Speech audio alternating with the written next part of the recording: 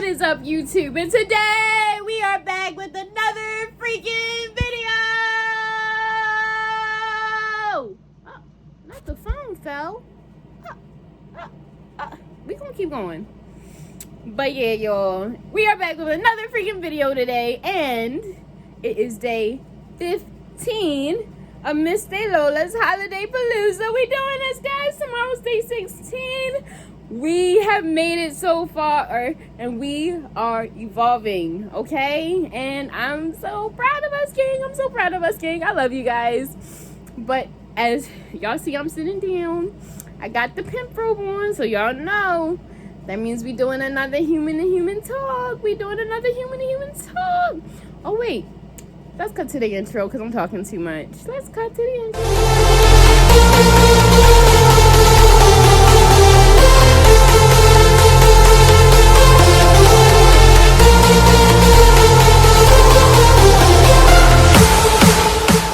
So we have a couple topics today. One is to keep working, keep pushing, even when you feel like you can't go no more. That's one of the topics. And the second topic is to be kind. Okay? All right. So I'm gonna do the first topic first. I feel like that makes sense instead of doing the second topic. Okay. So I just said the first topic is working even when you don't feel like it. One of my coworkers the other day, she told me she was like, Kanisha, you're too good of a worker.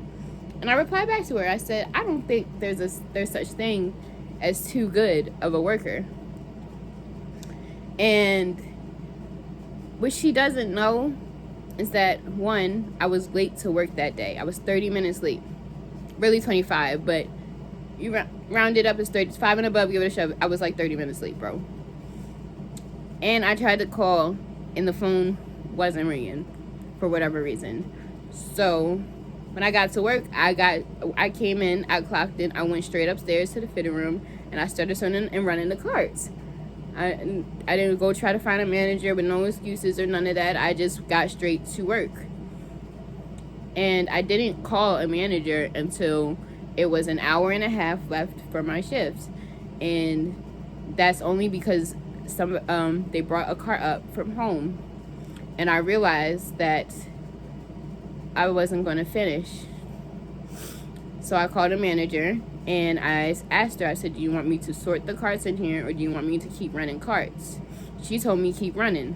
So I said, okay. So I'm sorting the cart, because I still like to sort before I start running. So, and it doesn't take me that long to sort the hanger stuff. So I was just sorting the hanger stuff and leaving the stuff in the bottom for me to sort when I came back, right? So my coworker comes in as I'm sorting in the cart. She said that one of my managers sent her in here to help me.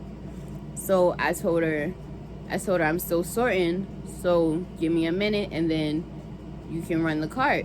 And then she starts sorting too. So my manager came back in and she told me that she sent my coworker in here to help me and to sort while I run.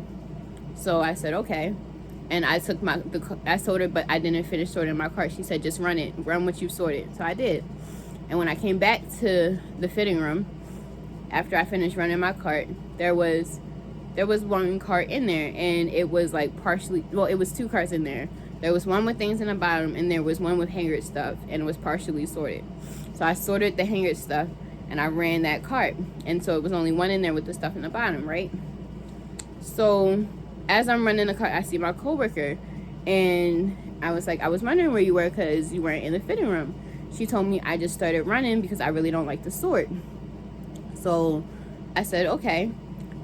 She said there's two carts in there. I said, I sorted the one with the hanger cart. That's the one I have. She said, yeah, but there's another one in there. I said, the one with stuff in the bottom? She said, yes. She said, but I don't know where to start sorting it. I said, okay, I'm going to run this cart and then I'll sort it. She said, girl, did you take a break? I said, no. I work 11:15 to 4:30 today. It's 4:15. It's going to take me like 10 minutes to finish running this cart. It's only clearance juniors and juniors on here and one kids item, so it's not going to take me that long. And then I'll go back and I'll sort the cart for you, then I'll clock out and go home. She said, you need to take a break. I told her I'm okay, and I got her, not to worry. And yes, I could have took a break. However, when I went back into the fitting room, I sat down for a second, right? I sat down for a second, and I was looking at my phone, and I was replying to people's texts. And then I got up, and I started sorting that last cart. And when I was sorting the last cart, because it was stuff in the bottom anyway, I just moved it over to the couch. Still left space for the customers to sit if the fitting room got full. But I moved over to my little section in my little space, sat there, and took my time and sorted the cart. And I was sorting so fast. I was just moving. Boom. It took me 30 minutes to sort that cart. So I did leave at 5 o'clock. But I was like, it's fine because I was 30 minutes late for work. So I'm really just making up my time. Now, even though I was working at my own pace and I was moving at my own pace and everything,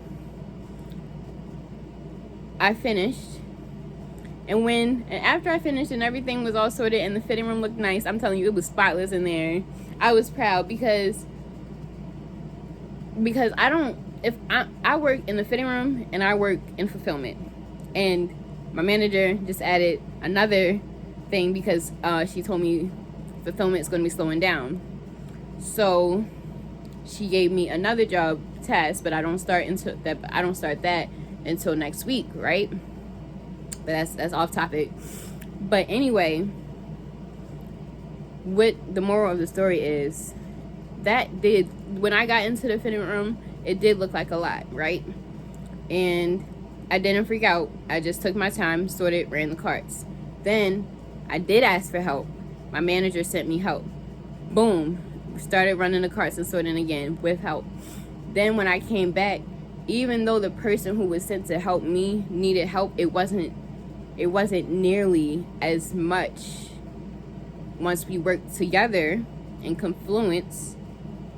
When I came back, I was sitting down, folding the stuff and sorting it into the piles. This goes in women's, this goes in juniors, this is clearance. Hanging the stuff up.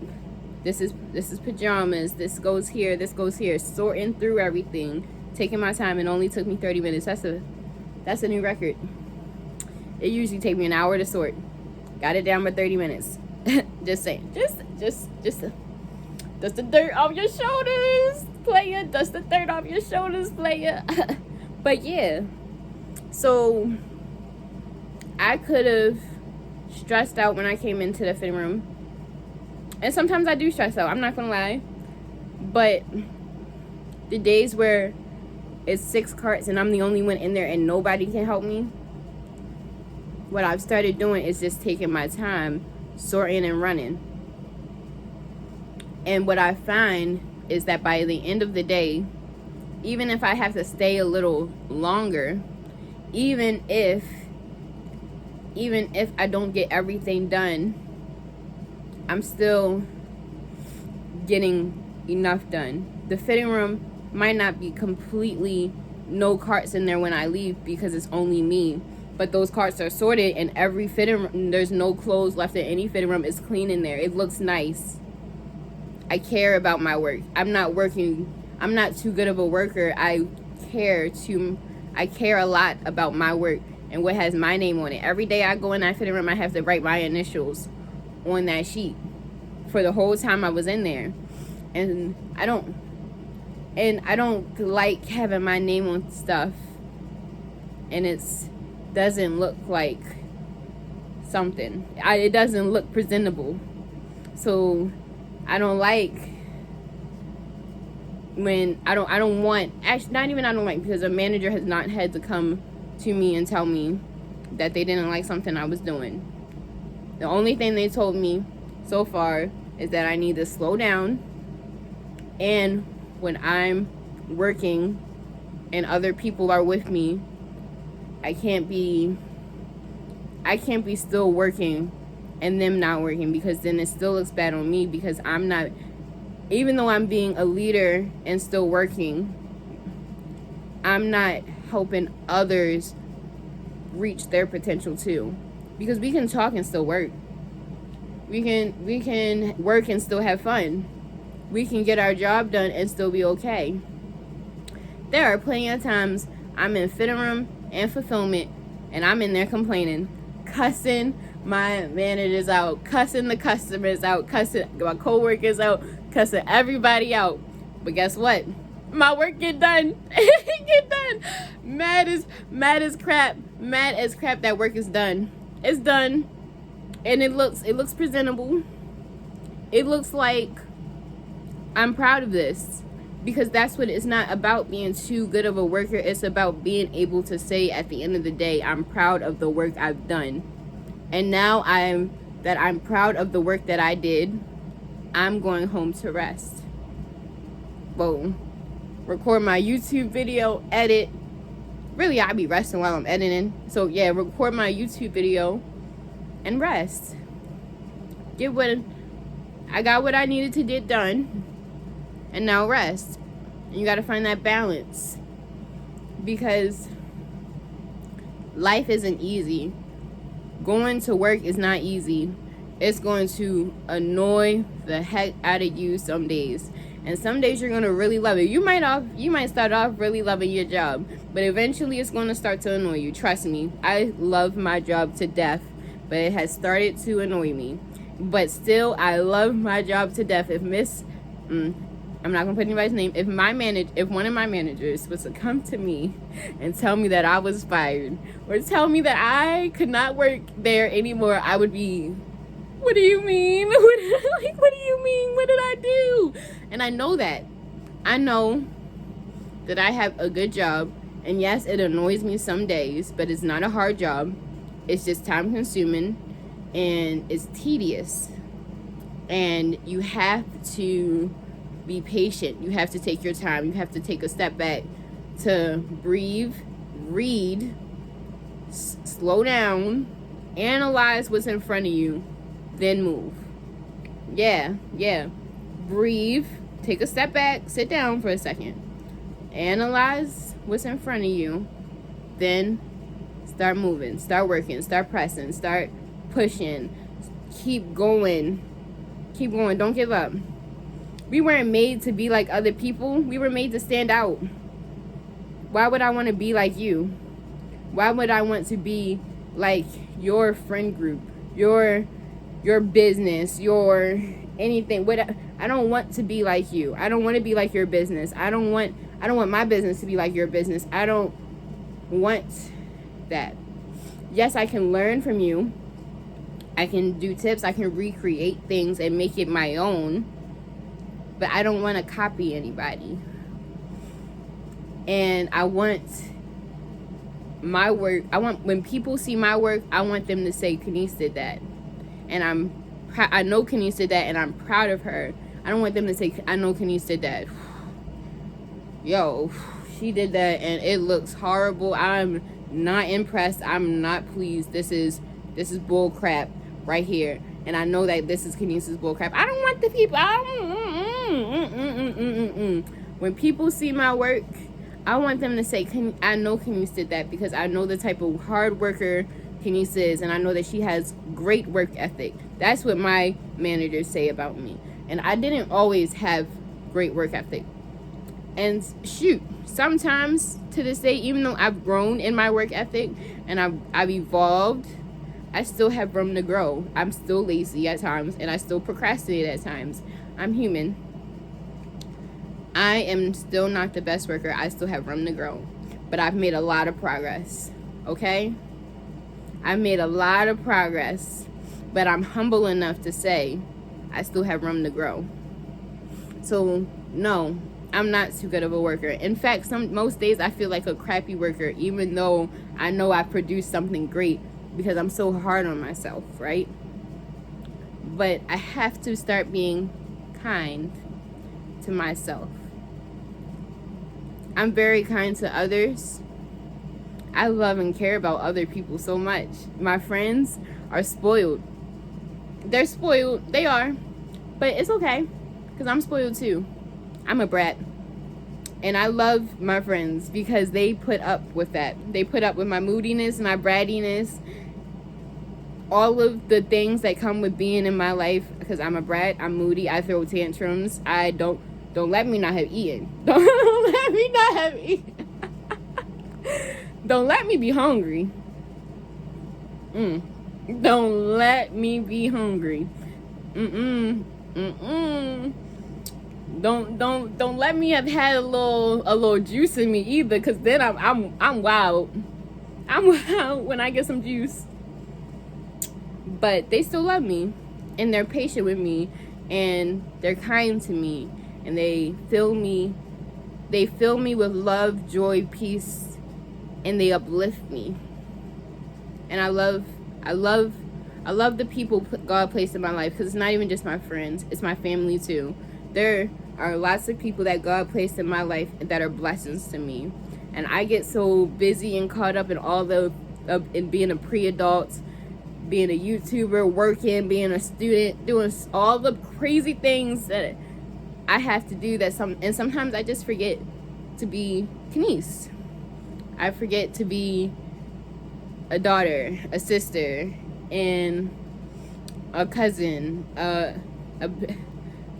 like, I forget to be gentle with myself. And that's going to be in this next topic. So this next topic is not only about being kind, because y'all are very mean in today's world. Let me just say that right here. Y'all are freaking mean. And it's become a trend to be mean and evil and just tear other people down for no freaking reason. And I don't understand that. It takes 2 seconds to be kind to somebody. It takes 2 seconds to ask if they're okay. It takes 2 seconds to open your heart, to just let someone be who they are and not feel the need to judge them or tear them down or anything, but just to uplift them. There was a man, I watched his live, and I watched the news story, but I can't remember if it was his ex-wife and his ex-girlfriend or his current girlfriend. But anyway, he had an ex-wife, and he had a girlfriend or ex-girlfriend, right? And they had kids, and the girlfriend / ex-girlfriend was pregnant. And so the ex-girlfriend, he said that she caused all of his depression. So he started with her, because she tried to take his kids from him and started bashing him and tearing him down. And one thing he said was, stop playing with people's mental health, because you don't know what someone's going through. And that's real crap. That's real stuff. I'm not saying what he did was right, because I'm about to tell you what this man did. But I'm saying that his message, what he did was wrong, but his message was right. So I'm going to give y'all the message while letting y'all know that he was wrong. Okay?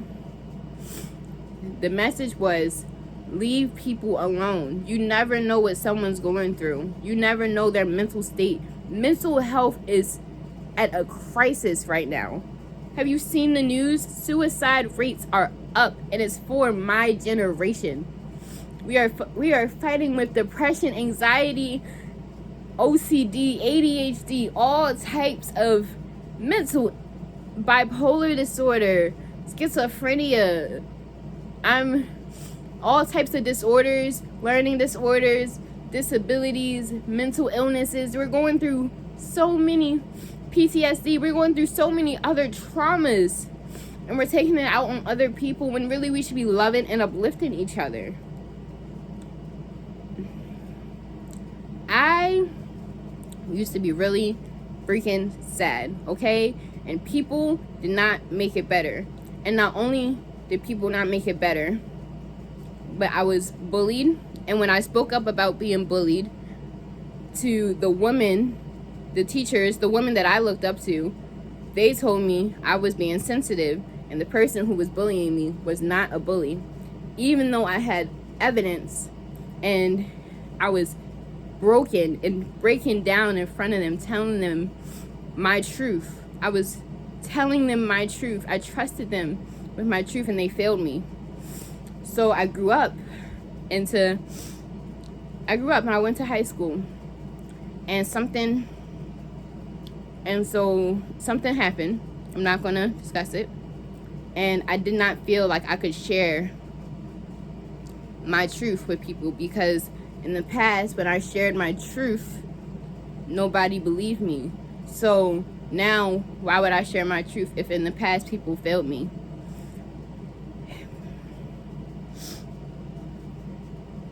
And even though people failed you, you have to still speak your truth, okay? No matter what. Because those people in the past failed you, but you're gonna meet. Hold on, let me get the words. Let me get the words together. Even though people in the past failed you, that does not mean that the people in the future and the people that God is placing in your life now will fail you too. It doesn't mean that they're gonna disappoint you too.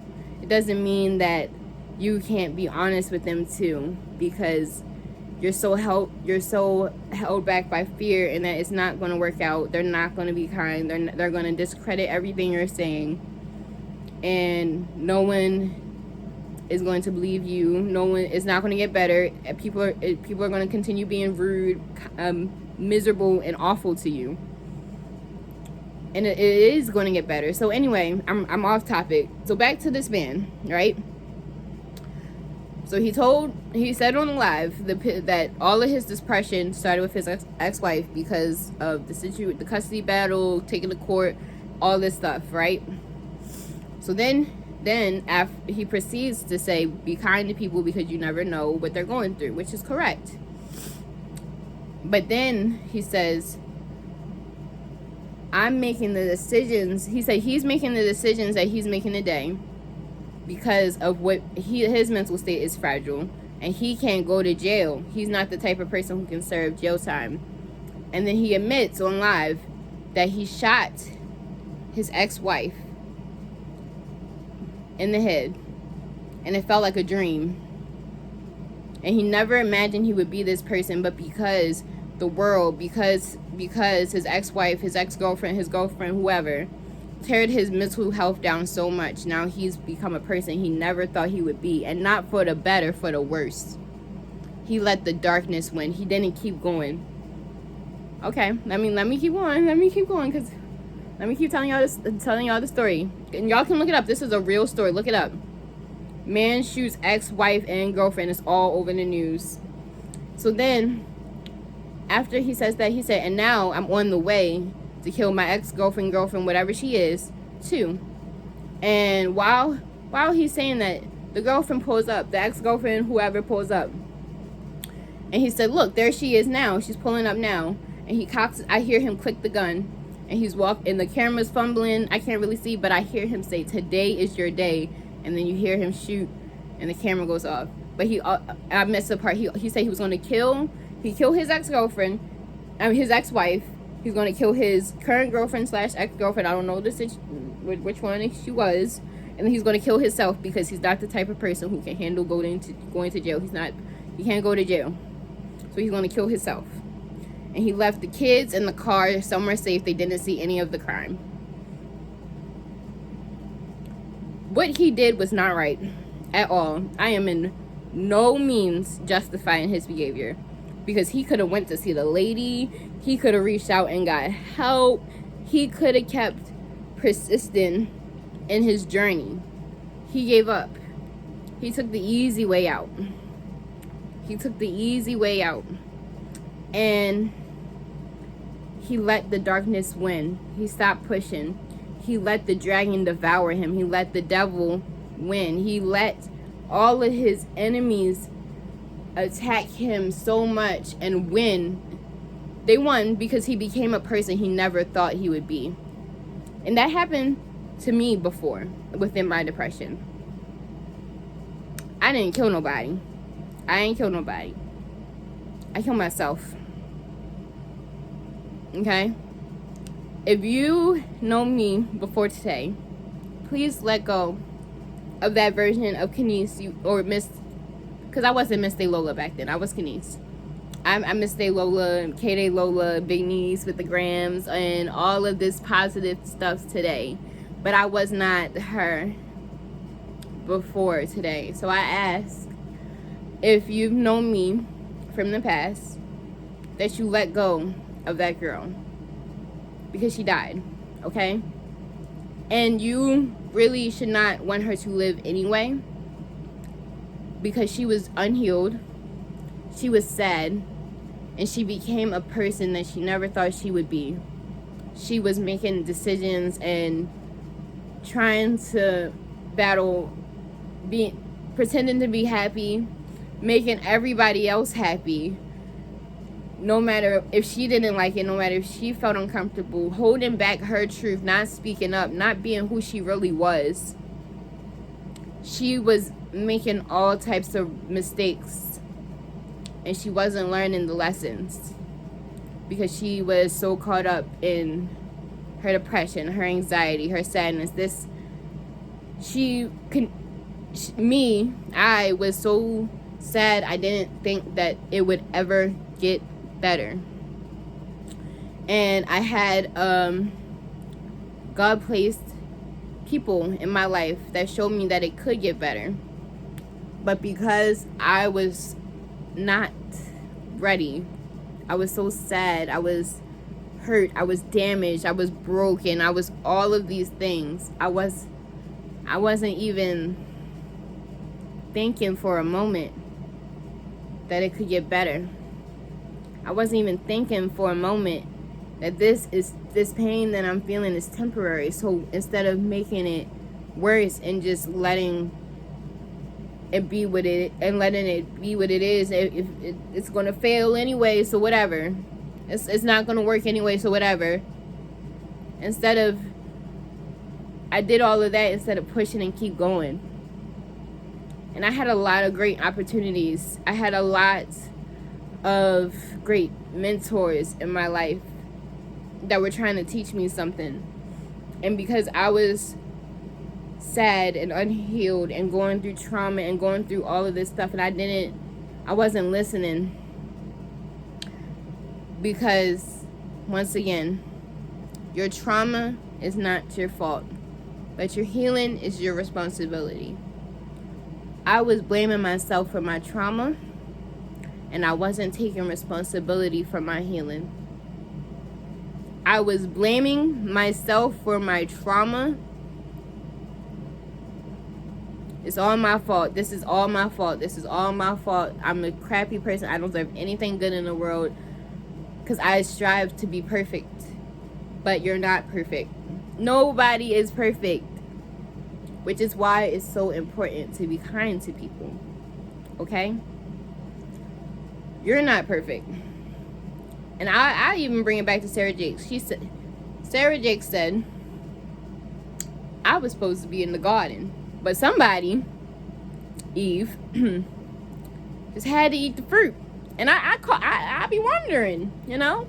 I'm putting it in my words, but this is what Sarah Jakes was saying, okay? She was saying this, but I'm putting my Kenise touch on it because I don't want to copy her. I want to learn her lessons and then put my Kenise touch on it and then give it to you guys, you know? You feel me? So yeah, Sarah Jakes was like, this was her message, but this is from me, my point of view. This is what I got for her message. Eve, why did you eat the apple? God gave you one rule, like one. Don't eat the fruit on the freaking tree. One tree. You got freaking other trees. You got so many other trees. He just said this one tree, and you ate it. You ate it, and you cursed all women with so many things.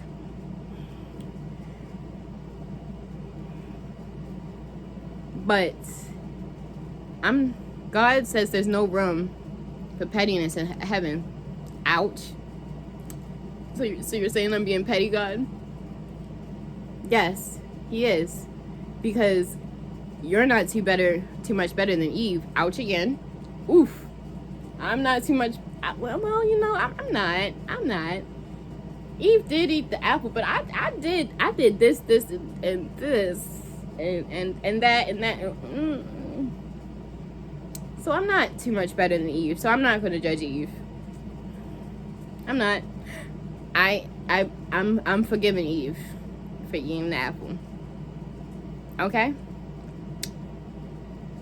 Because Eve was human, like I am. She made a mistake, and I would assume she learned her lesson. And hold on, let me get my journal, because Sarah Jake says something about, because I remember I said that she cursed all women, but really she also started Woman Evolve. That's what Sarah Jake said. So let me just go on and find it in my little journal. Hold on, give me a second. God said, even though the serpent is going to bruise your heel, your heel is going to crush the head of the serpent. Okay? Then Sarah Jakes says that we have to say, I'm a curse breaker, head crushing, hell gets nervous when I wake up in the morning type of woman. God gave Eve a curse, but he also gave her a promise. Yes, the serpent is going to bruise your heel. You're going to be in pain when you get on I'm going to give you periods. You're going to be in pain when you give birth. He gave little curses. He gave curses. But he also gave a promise. Yeah, the serpent's going to bruise your heel. You're going to go through some pain. But at the end of the day, when this is all over, when all the struggle is done, your heel is going to crush the head of the serpent. You will claim victory over every weapon that was sent to destroy you. It shall not prosper. Not the serpent, not the enemy, not the devil, not the dragon, not the monsters, not nothing. Whoever is watching me right now, nothing can stop you. Because God has not only placed you to the side and isolated you, he put you in a wilderness. And although the wilderness is scary, you have to keep fighting, because God is protecting you in that wilderness. I don't know about y'all, but I'm his daughter. And Jesus, that's my brother.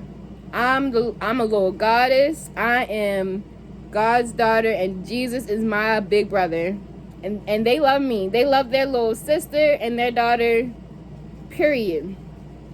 He tapped them and told them, she's mine. He tapped the dragon, the devil, Satan, fear, anxiety, depression, everything that was meant to destroy you. He tapped it and told it that you're his, and he's got you, and he's going to protect you. He's going to make sure you're okay. But all he wants to know is if you'll get up every day, you'll keep fighting, you'll keep moving, you'll keep pushing, you'll keep pressing to reach your destiny, to reach what he has for you. Because like I said earlier, what he has for you is even better than what you could have ever imagined. But we got to stop letting fear shrink that. I know I carried on to another topic, but I just felt like I needed to say that. So I hope that whoever that was meant for received it. Okay? That is my human to human talk for today. I hope that it truly blessed and touched everybody who watched this hearts. And I will see you guys in day 16. Day 16! Oh! So without further ado, I love you, gang, so much. Oh, also, under this bonnet, under this scarf, it's the new wig. So guess what? y'all gonna see the new wig in day 16. Y'all gonna see her. Y'all gonna see. But yeah. I love you guys. I love you, gang. And I will see y'all in day 16. And without further ado... Oh, wait. Don't forget to like, comment, subscribe, and hit that post notification bell. And now, without further ado... Peace! Bye, guys. Talk to you later. See you at day 16. Peace.